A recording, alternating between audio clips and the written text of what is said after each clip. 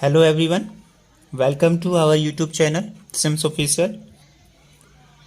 Student, इससे पहले कि हमने वीडियो में डिस्कस किया था एप्लीकेशंस ऑफ डायमेंशन एनालिसिस, उसका फर्स्ट पार्ट हमने डिस्कस किया था checking the dimensional consistency of the equations. Mean हम उससे चेक कर रहे थे कि जो इक्वेशंस हमको गिवन है वो डायमेंशनली करेक्ट है और इनकरेक्ट है। तो अगर कोई भी इक्वेशन डायमेंशनली करेक्ट है तो उसका लेफ्ट हैंड का डायमेंशन राइट हैंड के डायमेंशन के इक्वल आ रहा था, ठीक है। अगर इक्वल नहीं आता है तो वो जो इक्वेशन होगा डायमेंशनली इनकरेक्ट होगा। आज की इस वीडियो में हम बात करेंगे second applications of dimension analysis, that is deducing relation among the physical quantity. जो फिजिकल क्वांटिटी हैं उनमें हमने एक रिलेशन फाइंड आउट कर लेते हैं हम with the help of dimension analysis. Okay, so dimension analysis का बहुत मोस्ट इंपॉर्टेंट रिलेशन है ये। इससे क्या कर लेते हैं, रिलेशन ड्राइव करके लाते हैं हम जो भी फिजिकल क्वांटिटी होती है। कुछ इसके ड्रॉबैक भी हैं, उसको भी हम डिस्कस करेंगे। ओके, इस तरीके से हम क्या है बहुत सारे नए टाइप के फॉर्मूले ड्राइव कर लेते हैं। जैसे फॉर एग्जांपल सपोज कर लेते हैं हमने फॉर्मूला ड्राइव करना है simple pendulum. Simple pendulum, simple pendulum सुना होगा बच्चों। सिंपल पेंडुलम क्या हमने क्या करना है,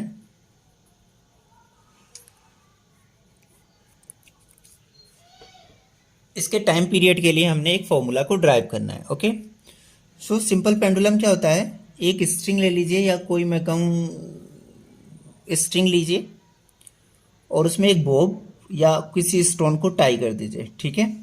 और इसको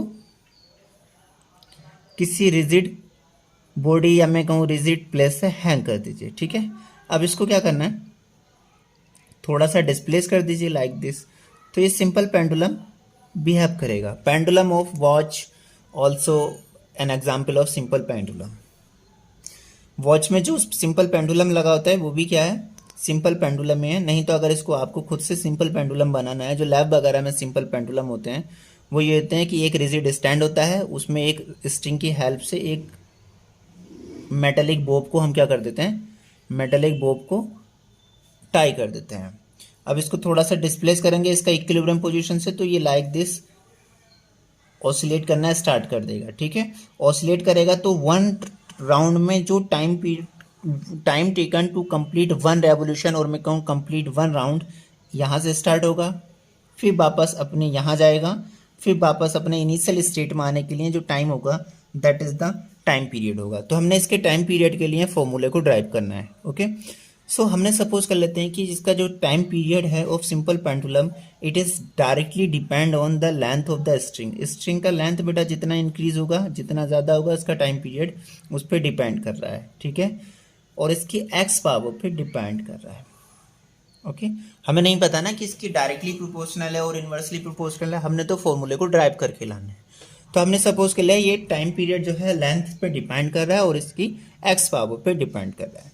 ये जो मैंने बॉब इससे अटैच किया है स्प्रिंग से, suppose that mass of bob is m, तो ये बॉब के मास पे भी डिपेंड कर रहा है और इसकी बाई पावर पे डिपेंड कर रहा है।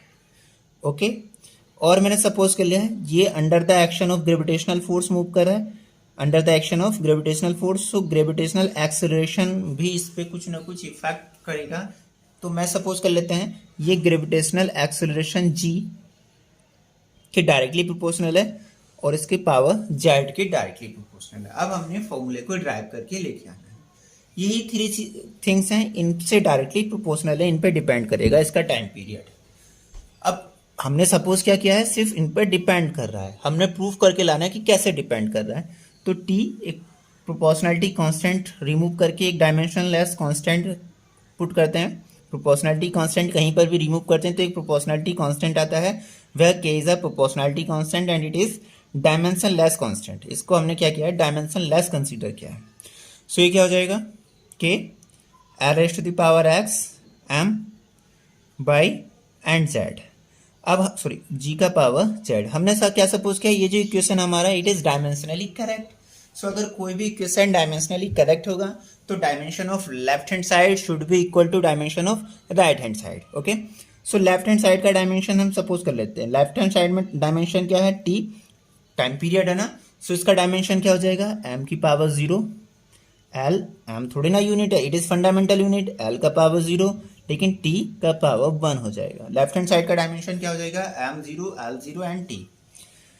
के डायमेंशन लेस कांस्टेंट है, सो इसका कोई भी डायमेंशन नहीं होगा, तो डायमेंशन फॉर्मूला भी नहीं लिखेंगे। L is it is the length of the string, so length कोई भी हो, लेंथ का जो यूनिट होता है वो क्या होगा, लेंथ फंडामेंटल यूनिट्स हो जाएगा, और इसका जो डायमेंशन फॉर्मूला होता है वो क्या होता है, L.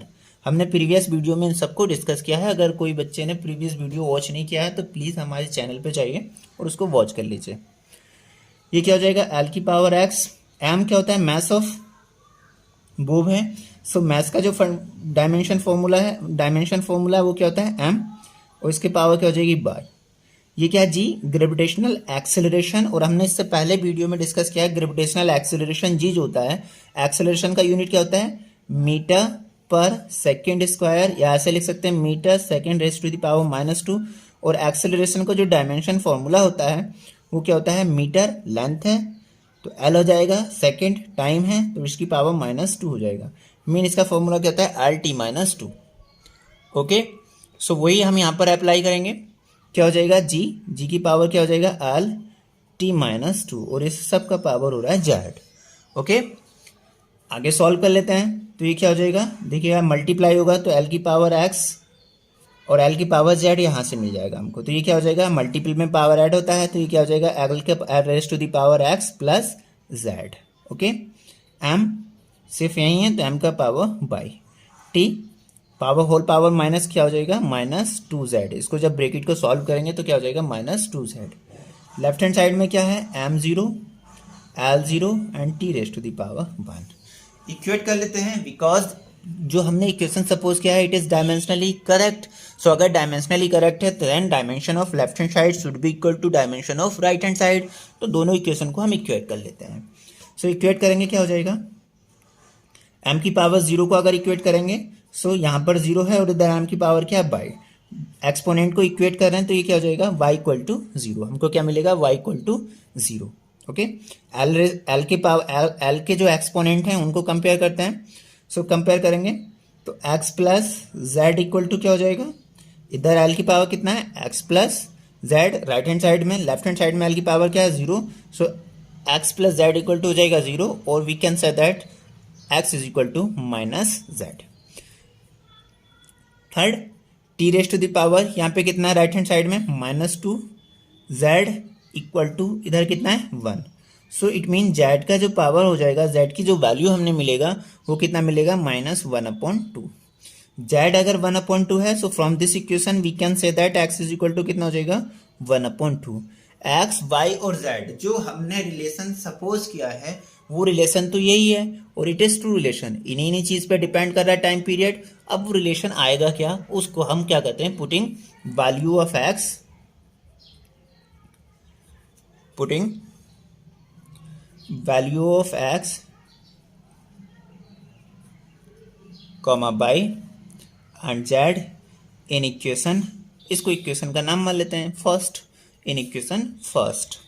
Okay, so equation first में जब ऐसे ही वैल्यू हम पुट करेंगे क्या मिलेगा, t इज इक्वल टू के, कॉन्स्टेंट है कोई प्रॉब्लम नहीं है, एल की पावर कितना था, x, और x का वैल्यू क्या मिला हमको, 1/2, मीन l की पावर 1/2 हो जाएगा, m की पावर क्या थी, बाई, और बाई की वैल्यू हमको मिले 0, मीन m का पावर 0 हो जाएगा, and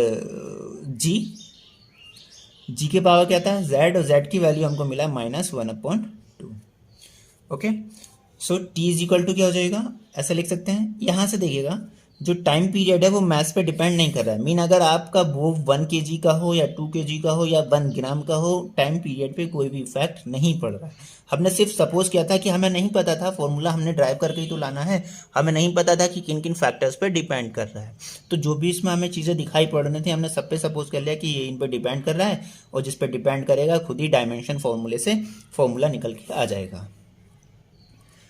so t is equal to क्या हो जाएगा, के, इसको ऐसे लिख सकते हैं, एल की power 1/2 and g raise to the power -1/2, again इसको ऐसे लिख सकते हैं, k l upon g, l की पावर 1/2 और जी की पावर 1/2, और ऐसे भी लिख सकते हैं k square root of l over g, power half है ना 1/2, तो उसको स्क्वायर रूट की टर्म्स में लिख सकते हैं। So t is equal to क्या हो जाएगा, k square root of l upon g. यही टाइम पीरियड के लिए फॉर्मूला है, but it is not exact formula. जो डायमेंशन एनालिसिस का एप्लीकेशंस करके हम सिर्फ ये चेक कर सकते हैं कि ये किन किन फैक्टर्स पे डिपेंड कर रहा है और उनकी किन पावर्स पे डिपेंड कर रहा है, क्या एक्सपोनेंट पे डिपेंड कर रहा है। जैसे एल की पावर हाफ पे डायरेक्टली प्रोपोर्शनल है और एल जी की पावर हाफ के इनवर्सली प्रोपोर्शनल है। बट एक्चुअल में क्या होता है, के का जो वैल्यू होता है प्रैक्टिकली वो होता है 2 पाई। सो के इज इक्वल टू क्या पुट कर देंगे हम, 2 पाई। तो हमको करेक्ट रिलेशन क्या मिलेगा, time period for the time period of simple pendulum t is equal to 2 pi square root of l upon g. It is the correct relation. जो constant हमने सपोज किया था उसका वैल्यू प्रैक्टिकली कितना आता है, 2 पाई, और पाई का वैल्यू क्या होता है 3.14 और 22/7। तो टाइम पीरियड के लिए हमारा ये फॉर्मूला आ जाएगा। यही हमने डायमेंशन एनालिसिस का एप्लीकेशंस करके फॉर्मूले को ड्राइव किया था।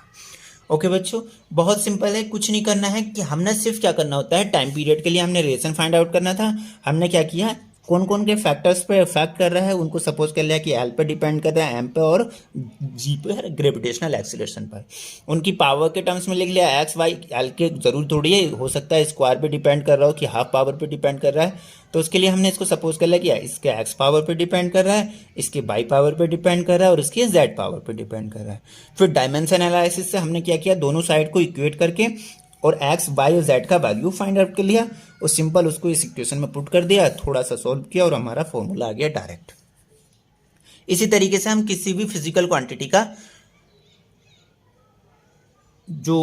क्वांटिटी का रिलेशन है या मैं कहूँ किन किन फैक्टर्स पे डिपेंड करता है वो हम कैलकुलेट कर सकते हैं। It is the relation between time period, length and gravitational acceleration for the simple pendulum. Okay, it is the correct relation, यही हमको चाहिए था। गॉट इट बच्चों? तो कैसे करते हैं ये आपको समझ में आ गया होगा। ओके,